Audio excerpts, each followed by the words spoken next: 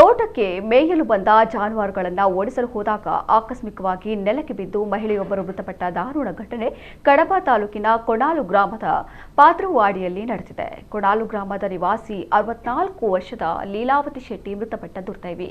ಇವರ ಮಗ ಹರೀಶ್ ಲಾರಿ ಚಾಲಕರಾಗಿದ್ದು ರಾತ್ರಿ ಮನೆಗೆ ಬಂದಾಗ ಬಾಗಿಲು ತೆರೆದಿತ್ತು. ಆದರೆ ತಾಯಿ ಮನೆಯಲ್ಲಿ ಇರಲಿಲ್ಲ.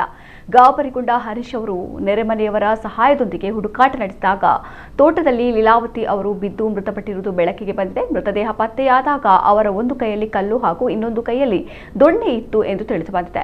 ತೋಟಕ್ಕೆ ನುಗ್ಗಿದ ಜಾನುವಾರುಗಳನ್ನು ಓಡಿಸಲು ಹೋದ ಸಂದರ್ಭದಲ್ಲಿ ಅವರು ಆಕಸ್ಮಿಕವಾಗಿ ಜಾರಿ ಬಿದ್ದಿದ್ದಾರೆ. ಈ ವೇಳೆ ಕೈಯಲ್ಲಿದ್ದ ಕಲ್ಲೆ ಅವರ ಹಣೆಗೆ ಬಲವಾಗಿ ತಗುಲಿ ಗಂಭೀರವಾಗಿ ಗಾಯಗೊಂಡಿದ್ದರಿಂದ ಅವರು ಮೃತಪಟ್ಟಿರಬಹುದು ಎಂದು ಶಂಕಿಸಲಾಗಿದೆ.